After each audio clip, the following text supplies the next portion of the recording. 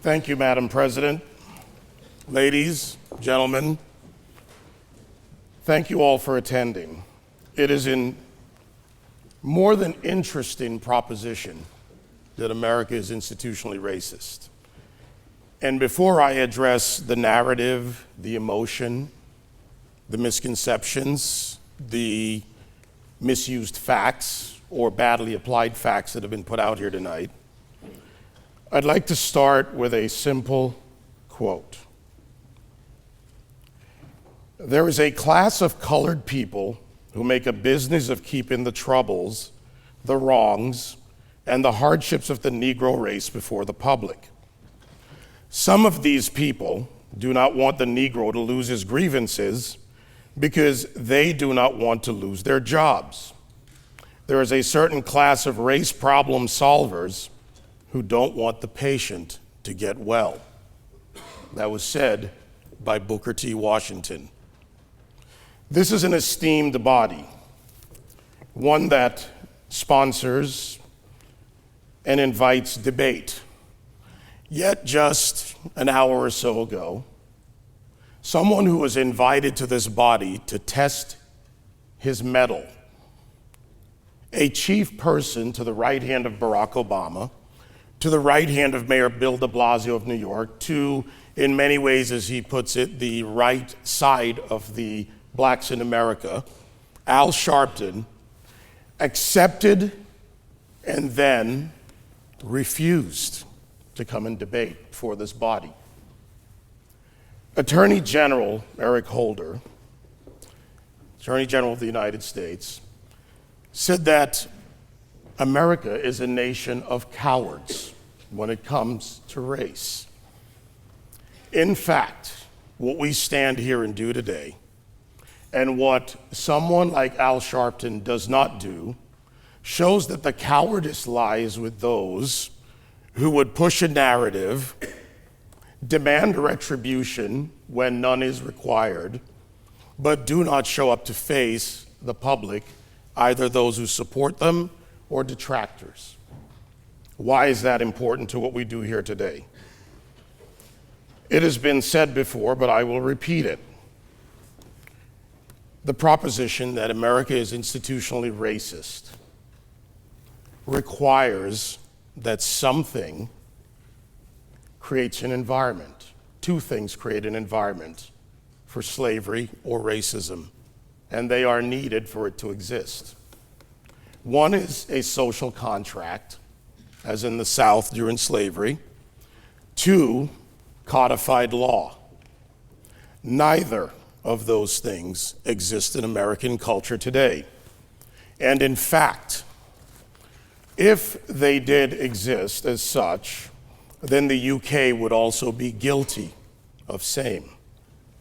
The British Social Attitudes Survey of 2001, 25% of Brits are very or little prejudiced against people of other races.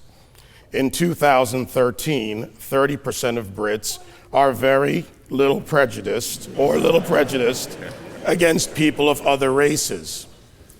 I also reject that because it is a survey. It is a poll. It is not a reflection of the British community, nor is it a reflection of the American community.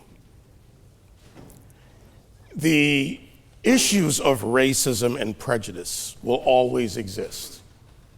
That is something we can state honestly and factually. It is how we get to the solutions that matter. Abraham Lincoln, as my colleague said, fought a war to preserve the Union. That republic allowed for the people of the United States, under our Constitution, to amend it, therefore removing slavery, and then moving forward to the Voting and Civil Rights Act, and also the suffrage movement for women.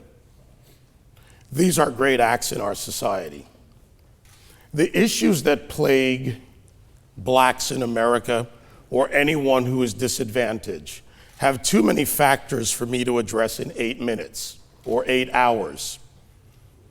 But in our society, we continue to address them with actions not with narrative, not with conspiracy theories about DEA creating drugs, or not with conspiracy theories about agencies forming groups to go after blacks in some way. There are many examples I can counter. One, by the way, by one of the speakers, just for a point of information, George Zimmerman was not a police officer, therefore you should use a better example.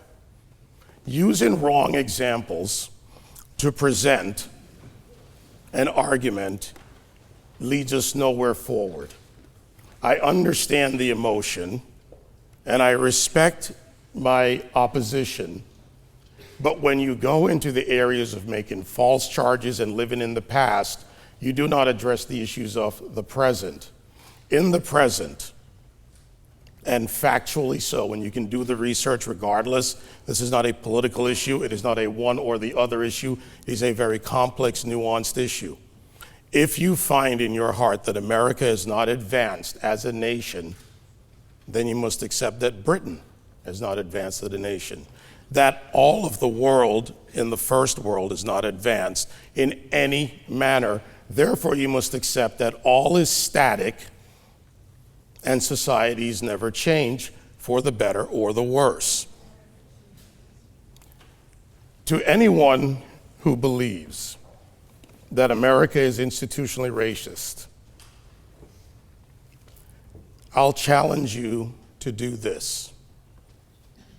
Go into communities and deal with problems by examining the roots of those problems, the foundations. The foundation of many problems starts with the individual, and there are factors. There are factors of education. It is right to say that there are disadvantaged people in America. 13% of the population is black, 17% Hispanic, majority white, and mixed other race, Asian at 3%. But when you take a look at the problem, you must address the foundation and the factors. Education, a family structure. In the 1960s, 80+% of blacks were two-parent homes. Today, that is reversed completely the other way. It has a lot of factors, which includes entitlement systems, the growth of liberalism to a point of progressivism beyond any imagined course. Education comes from a strong or blended family unit. That is your best path to success. And when it comes to single parentage of anyone of any ethnicity, a single mother has a higher likelihood significantly of being in poverty, therefore raising a child in poverty. I'm addressing foundation because it is easy to argue, as my colleagues have, the emotion, the misapplication of facts, and the narratives. But if we do not address the foundation of a problem, and we have in America, we will not advance as a society. And to correct a misspeak by my colleague Charlie Wolf, he tried to correct himself in amongst the cheers and the jeers. He meant to say America is not perfect, but working towards a more perfect union. And that is something we can all take as human beings. Look for solutions. Do not fall into false claims. Do not follow charlatans. Do not follow shakedown artists who want to draw you into arguments rather than have true debate on substance. And that is what we're here to do. I thank you for the invitation. I thank you for having me. And I want to leave you with this thought. We talk about skin color. Our skin is an organ. It does not think, it does not formulate ideas, it is merely the genetic result of our parents. Our ability to use our brain and reason in a free society, such as in America, is why we have overturned the blight and the negative aftermath of racism that began with colonial slavery. America is a land of opportunity, as promised in our Declaration of Independence, and preserved legally in our Constitution and the Bill of Rights. We have amended our Constitution and we have evolved as a nation. Our people stand proud to support and defend opportunity and freedom for all. Thank you, President Whedon. Thank you to the members of this body, my colleagues, and my opposition.